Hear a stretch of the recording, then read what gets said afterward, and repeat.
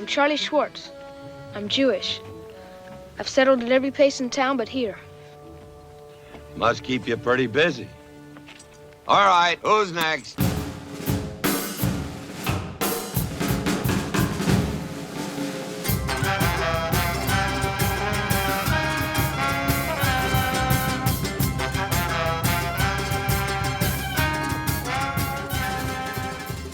Welcome to Amusing Jews, where we celebrate Jewish contributors and contributions to American popular culture.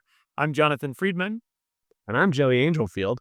Producer-engineer Mike Tomren is working somewhere behind the scenes. Amusing Jews is a project of Adat Chaverim, Congregation for Humanistic Judaism, the Jewish Museum of the American West, and Atheists United Studios. Hey, Joey. Hey, Jonathan. Very excited to be talking to you about your new book. Jonathan is the co-host of Amusing Jews and also the author of High Noon, Jews and the Cinematic Wild West. Welcome to Amusing Jews. So, Jonathan, what brought you to this topic of Jews and the Cinematic Wild West? Well, it's not a book that I set out to write, honestly, on my own. I had some other projects I was working on that I've now forgotten about because it took me so long to put this thing together. But what happened was I wrote an article about the Frisco Kid from 1979, still arguably the only truly Jewish Western because it deals with a Jewish character, Jewish themes, Jewish identity, all those wonderful things that make a Jewish movie. The other things that I write about in the book are arguably less Jewish, but we could talk about that. Nevertheless, I wrote this article comparing the filmed version of The Frisco Kid with the original screenplay co-written by friend of the show, Michael Elias. And I sent Michael the article, and he was very pleased to read it because basically I said that the original screenplay is way better than the movie. And I think every screenwriter loves to hear that kind of thing.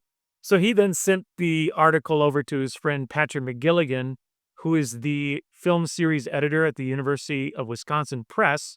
And then Patrick asked me to put a proposal together for this book, and I ended up writing it. But as I explained in the intro, Westerns aren't really my thing. They're still kind of not, although I'd certainly know more about them and the history of them now after putting this book together. But when I was growing up in the 80s and 90s, it was kind of a post-Western era. There weren't a lot of big cowboy movies. I mean, you could probably name all of them. Unforgiven, Dances with Wolves. I think that's kind of where it dries up. There just weren't a lot of Westerns going on. And like my memory of Dances with Wolves of being dragged there by my family and falling asleep during the movie, But, that being said, there was still a bit of the West in the culture. I used to visit and still do annually Knott's Berry Farm, which has the wonderful ghost town. And that influenced me into having a cowboy birthday party when I was like 5. Mike was there, our producer engineer. I'm pretty sure of it. But nevertheless, like that was my connection to cowboys was really Knott's Berry Farm more than anything else. I think a little bit of City Slickers too, because my family went to a dude ranch for a vacation. And I finally put 2 and 2 together. I think it's because we watched the movie and really liked it and then sort of imitated the film.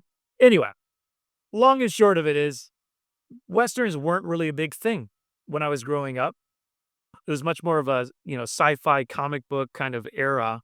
This was an opportunity to dive into a topic from an outsider's perspective. As I say in the book, I'm kind of an outsider looking for outsiders within the genre because not only was the Western genre not natural to me, but certainly Jews are not indigenous really to the Western cinema. So it was like an outsider looking for outsiders, which was kind of fun. And like I said, learned a lot. And then I realized, by the way, I don't want to say I was Westernless. Certainly like in high school, I got into the spaghetti Westerns and some of the more well-known revisionist Westerns like The Wild Bunch and Butch Cassidy and the Sundance Kid. But still, these were like, second or third place to the stuff that I watched a lot, like, I don't know, Star Trek, that sort of thing. Yeah, Seinfeld. Yeah, there you go. Yeah, no, I appreciated the outsider perspective in the book because, you brought in some information about other sort of quirky Westerns that were, based around all black casts or all little people casts and things like that.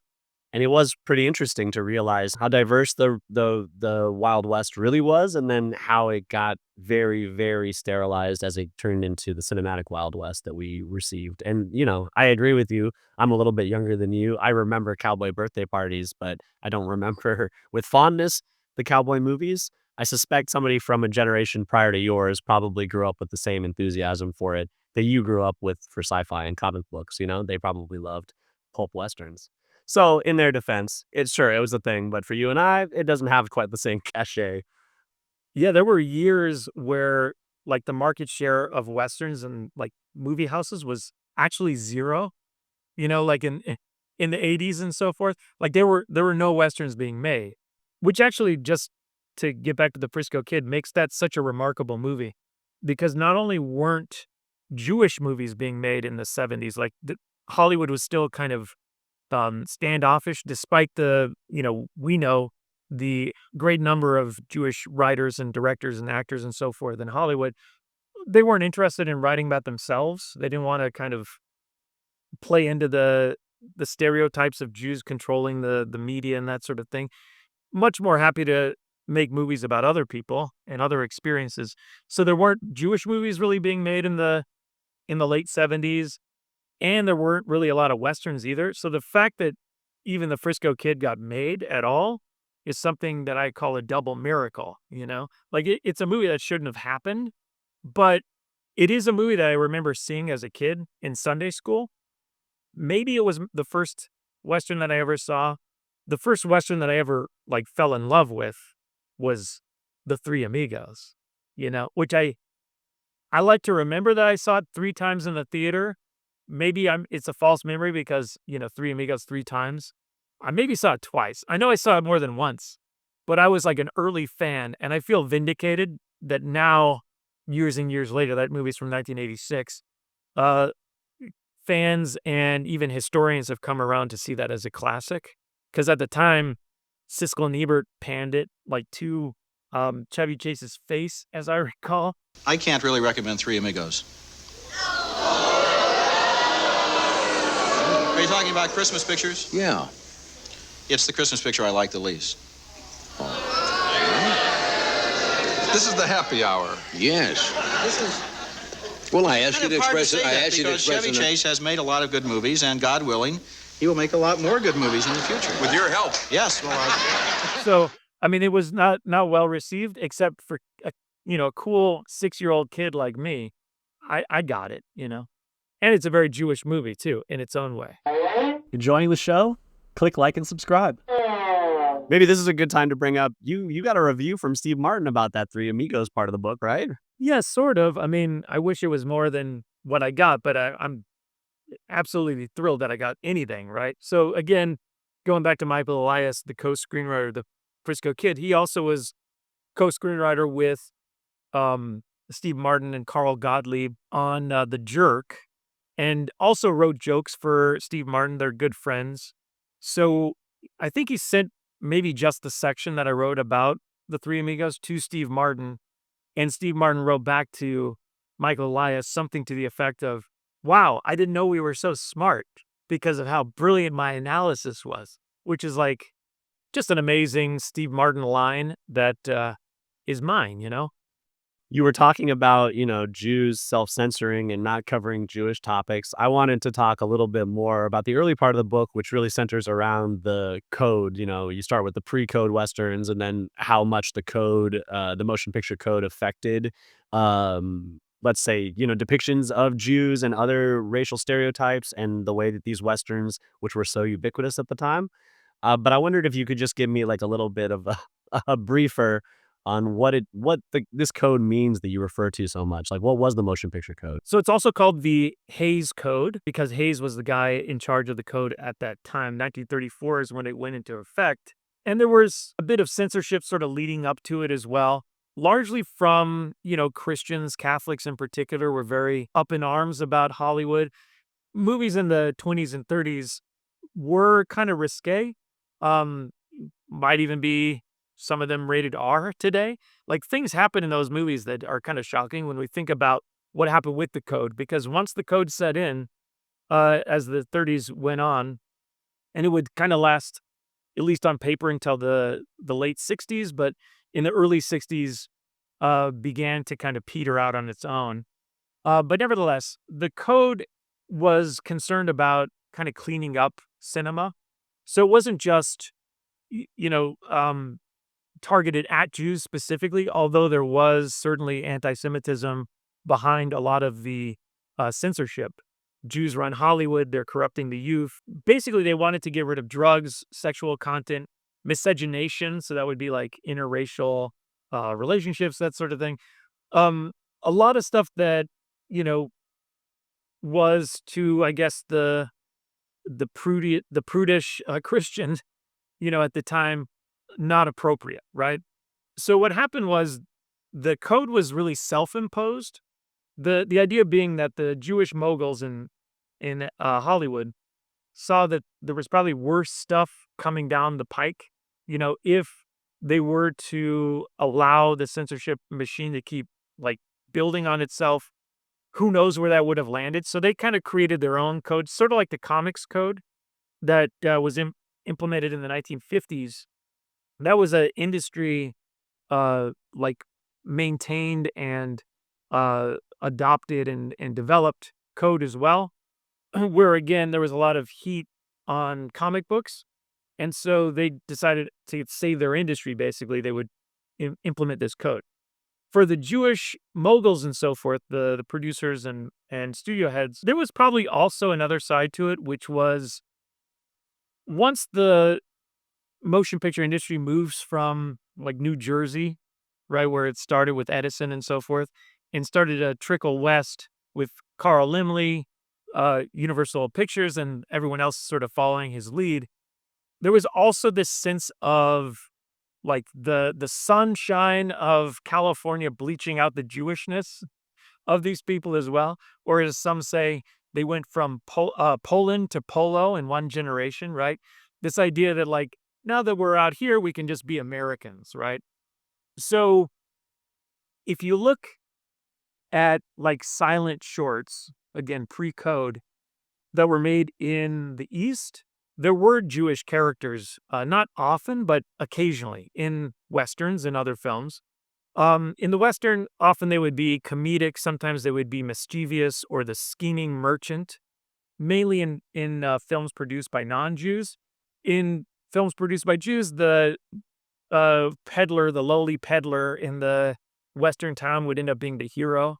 So you can kind of tell who made it, if it's a scheming merchant or the heroic sidekick to the cowboy hero, that sort of thing. But nevertheless, like that disappears in the mid 30s, and then everything gets coded for a while. So we no longer have, explicitly or overtly Jewish characters, but we have what I identify anyway as a Jewish subtext in a lot of these films, which basically is like the instinct to critique the genre, which really begins early. I mean, when you think about like the Three Stooges, and they made a number of Westerns, and the Marx Brothers, who made Go West in 1940, which is one of the lesser revered films, but still a critique of the Western in its own way. But you see this Jewish sensibility poking through, even though the Jewish character proper has kind of disappeared. So it's now like that outsider's perspective on the Western, and how can we, pardon the phrase, like fuck it up, Like that's a very Jewish thing too. Not that Jews were the only ones doing it. Fatty Arbuckle made a Western parody as well, one of the first. But like that whole idea of let's mock the thing. So you had like different impulses. On the one hand, you had certainly Jewish producers and moguls who really wanted to create the Western in their own image and have this sort of be a projection of their own aspirations to be American, and, project this false idea of the West as their own sort of dream. Some people say the cinematic American dream is really the Jewish American dream, which is very profound. But then on the other hand, you have like the edgy Jews who really early on start to critique things within the genre. A good example of that is Cimarron, which I believe is from 1931, based on an Edna Ferber novel which itself is very satirical and kind of pokes fun, or not even fun, it's pretty serious, but it pokes at, let's say, the notion that like the pioneer towns were harmonious and everyone looked after each other and this sort of thing. And it exposes like the bigotry and so forth. Fellow citizens, I have been called upon to conduct this opening meeting of the Osage First Methodist, Episcopalian, Lutheran, Presbyterian, Congregational, Baptist, Catholic, Unitarian, Hebrew Church. Much in the same way that Blazing Saddles would do in 1974. Like there is that Jewish through line of, these white people in the West were kind of jerks. Yeah. Even though you also mentioned sometimes they do overdo the anti-Semitism, sometimes the West wasn't really, anti-Semitic, right? I mean, it's true. I mean, this is where it gets very complicated. So if we think about it cinematically, Carl Laemmle, who I mentioned before, like he was obsessed with Westerns. It's said that like he grew up reading cowboy dime novels in Germany and really saw himself as a cowboy, sort of picking himself up by the bootstraps and reinventing himself. And he was his own hero, his own savior, And, Universal Pictures itself, when he started making films in the wide open landscape of the San Fernando Valley, like a third of their movies or more in the early days were Westerns, like before the monster movies and stuff like that. Like there is this Jewish reverence for the Western. But on the other hand, there's like this other instinct, I think, that came from the Jewish community, which was that Jews don't belong in cowboy movies, right? Like Jewish characters themselves. Like once you sit on a horse, you're no longer a Jew, which is a famous line from a novel. But nevertheless, this idea that, there's an incongruity between Jews and this cinematic version of the West, which is itself like a false version of the West. I'm the president of the Western States Jewish History Association, established in 1968, which since that time has been uncovering stories of Jewish pioneers in the West, meaning the like mid 19th century to the early 20th century, and just story after story, hundreds, thousands of stories, really, of Jewish pioneers who came during those days, like the gold rushes and the boom towns and the development of the railroad and all that stuff, who were among the pioneers, and in fact, very revered pioneers. They were the peddlers who brought essential goods. Then they became the store owners who developed banks and would develop department stores and would be like the pillars of their communities. They would be mayors and sheriffs and also, bad guys too, gamblers and no-goodniks of different stripes, prostitutes, you name it. But like they filled all of these roles in a very organic way. And part of what I think the cinematic view didn't understand was that these Jews tended to blend in. So you wouldn't necessarily know that the guy was Jewish. You didn't necessarily care that the guy was Jewish as long as he supplied you with your dry goods and, your saddles and things like that, right?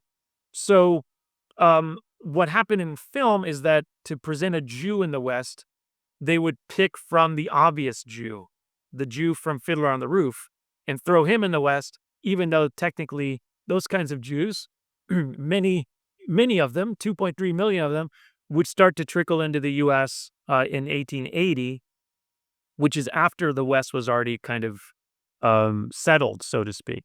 Yeah, absolutely. And just to go back to the code, that's what you mean when you say like coded Jews and such, right? That's because it's based on the code is when they're like hidden as, yeah, I mean, yes and no. I mean, coded is kind of a generic word that people use when something is, underneath the surface, like subtextual. But certainly it works for my purposes because once the code is in place, then you start seeing a couple of, not a lot from my analysis, not a lot of coded Jews, but a few, some positive, some negative.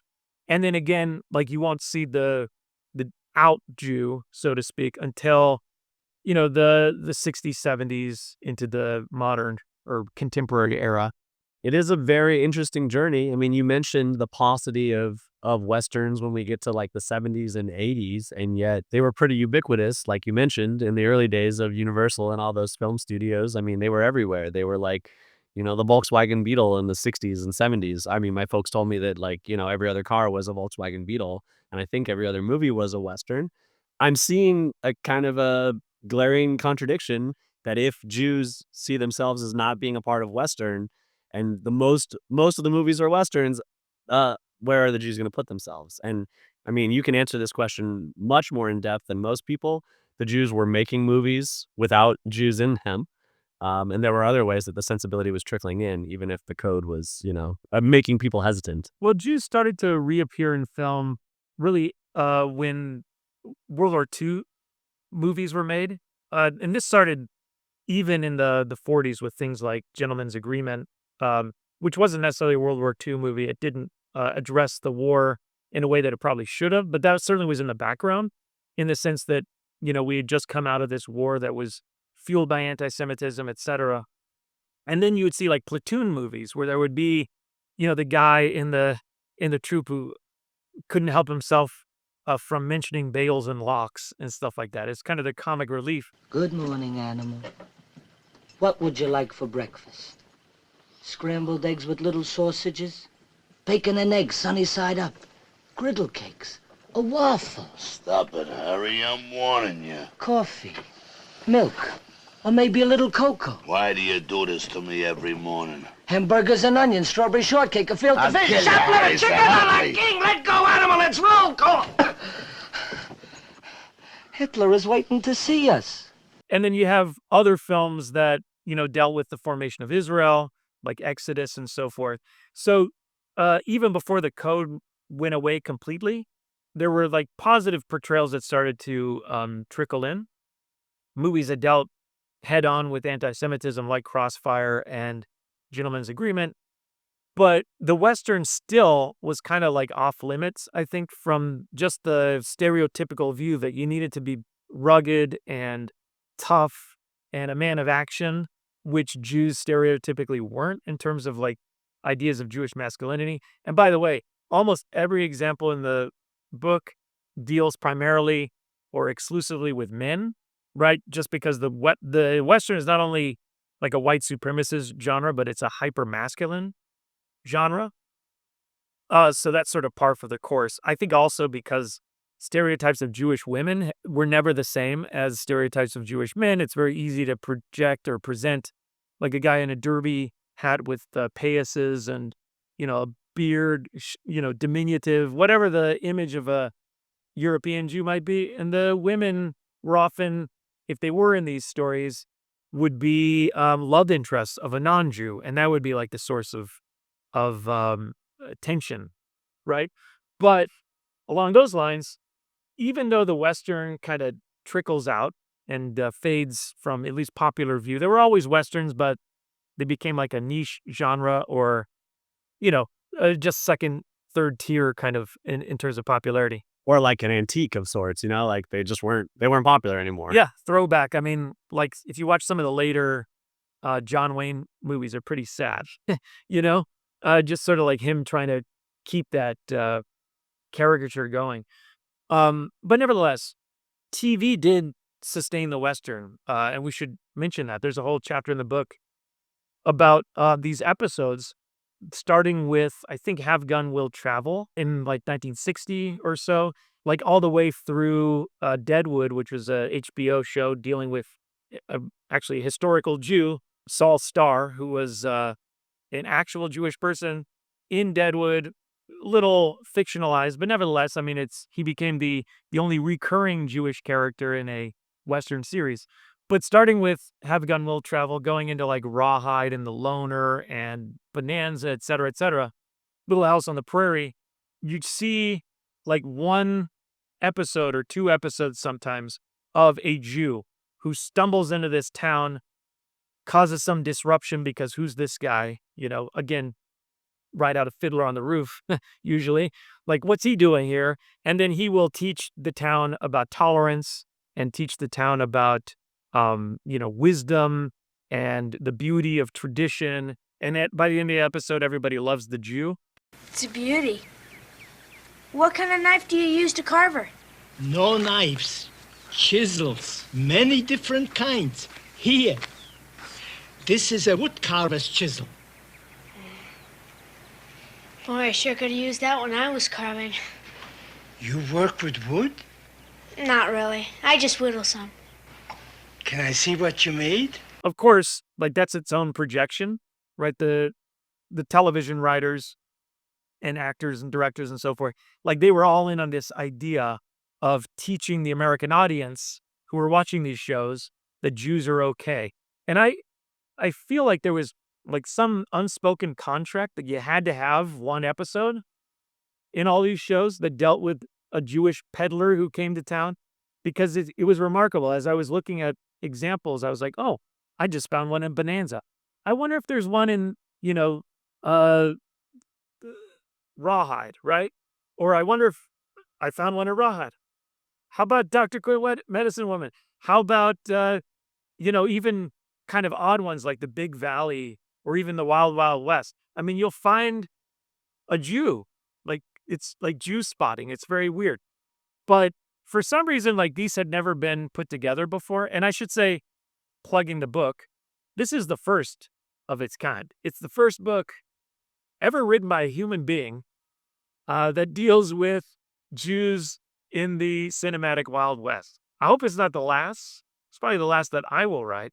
But, I hope it gets kind of the interest peaked and people take my lead and start developing this subfield. It's pretty interesting. I don't know if I should tease it too much, but it seems in the book also like you're probably leaning towards wanting to write a book about the Jews who influenced the film scores of the cinematic Wild West. Oh, absolutely. Yeah, that is true. I mean, if I were to write another one on the Western, it would probably focus on the music. And this is, again, like the unspoken, under-recognized aspect of genre study. Certainly there has been a few books that were very helpful to me looking at the Western score, but not really recognizing that it's a very Jewish thing. Really, if we think about it, there's kind of two strains of influence, major influence, I would say. I'm sure film music historians would argue because that's what they do. But as far as my argument goes, one is Max Steiner, who, was really the pioneer film composer. He wrote King Kong, which was the first wall-to-wall scored film. An amazing score, an amazing movie, et cetera, et cetera. But he wrote all kinds of movies, all kinds of genres. And when he was writing for Westerns, and this would have been, in the 40s and so forth, he kind of, because he was from Vienna, he just sort of translated his European sensibility onto the West. So a lot of military marches and a lot of kind of fanfares that sound like they could come from opera, that kind of thing.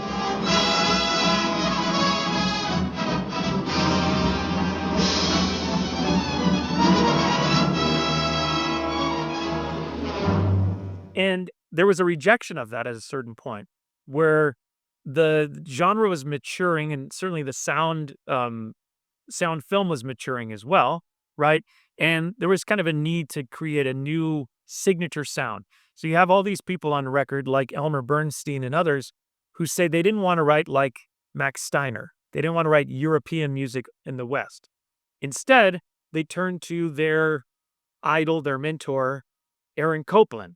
And if you listen to Aaron Copland's Appalachian music, or the Fanfare for the Common Man, or Rodeo, et cetera, I mean, that is the Western, right? So compare that to the Magnificent Seven, compare that to really any number of film scores, and you see that Copland-esque quality.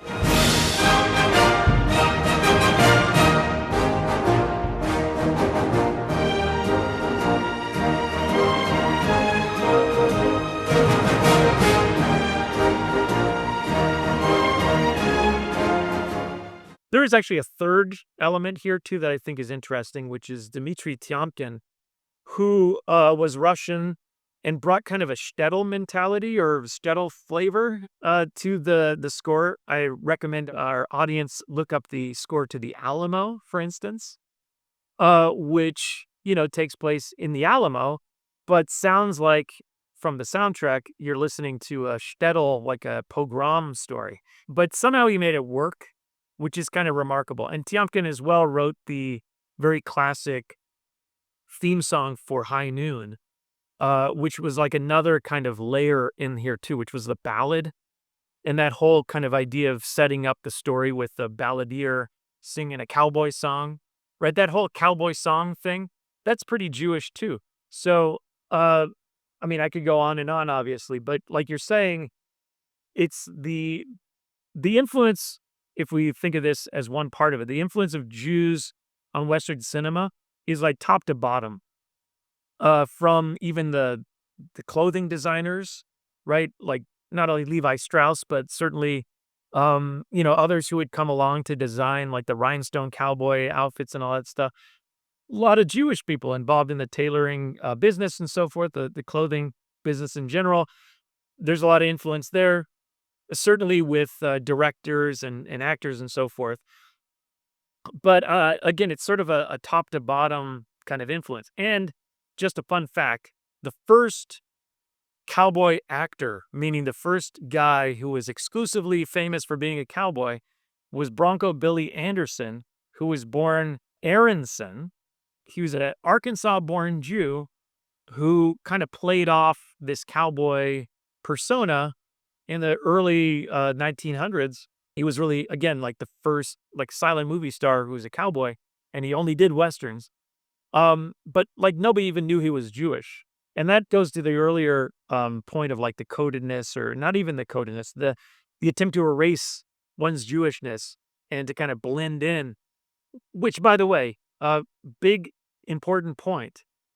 Part of the Jewish sensibility that will start to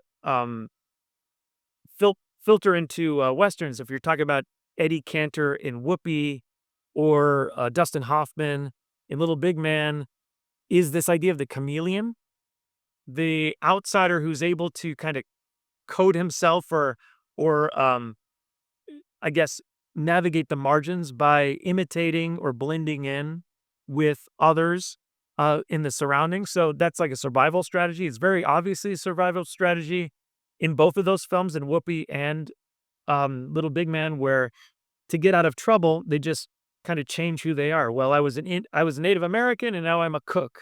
In the case of Whoopi, or in the case of Little Big Man, I'm an Indian, or I'm a snake oil salesman, or a quick shooter, or whatever. Right? Like just going from persona to persona is a very Jewish thing. We can trace it to vaudeville. We could trace it also its influence in Bugs Bunny.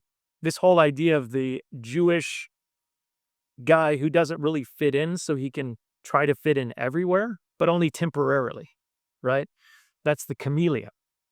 Very wonderfully depicted in the movie Zelig with Woody Allen, right? That really is like I think a love letter almost to this era, or this stage of American Jewish identity, where shifting from one persona to another was the way the Jews survive. Now that you've written the book, literally the book on it, do you have a favorite Jewish Western or some favorites? And also, I'm wondering, what's your favorite least Jewish Western? Wow. My favorite least Jewish Western? We'll start there. I'm going to say Duck You Sucker, or otherwise known as Fistful of Dynamite. It's a Sergio Leone spaghetti Western. Not a lot of Jewishness in that, although now that I say that, I have to go rewatch it to see if there's anything in there. But it's about the Mexican Revolution, and Rod Steiger plays a Mexican, and it's a brilliant and beautiful movie, and very long. So, if you can survive the movie in one sitting, it's also like a great feat of strength for Festivus, that sort of thing. So anyway, there's that. But in terms of like Jewish Westerns, of course, there are things like The Frisco Kid, Three Amigos, just one of my favorite movies in general. A lot of people say, and even Mel Brooks says it himself, that Blazing Saddles is a Jewish film, but it kind of is, it kind of isn't, right? The character of the Waco Kid was originally supposed to be, of all people, John Wayne. So, like, if you can imagine, instead of Gene Wilder, John Wayne played that role, like, how Jewish would the movie come across, right? I mean, there is the Jewish writers' room, plus Richard Pryor, and like people see it as a Black Jewish like alliance movie at a time when some of those alliances were fractured with the Black Panther movement and some criticism of Israel coming from the Black movements at that time and so forth. So it's kind of like a reminder of that commonality. But I don't really see it that much as a Jewish film, really any Mel Brooks movies are, outside of maybe the producers, not really that Jewish, except that we kind of know that it is because there's that sensibility. So I'm going to put that in like the runner-up category because I'm still not convinced that it's really a Jewish Western. I think part of the confusion around that is, Mel Brooks himself playing the Native American chief and speaking Yiddish. If it weren't for something like that, I don't know how Jewish we would see this film. Kappa walk. It's all right. Thank you. Thank you. Thank you. Be gesehen. Take off.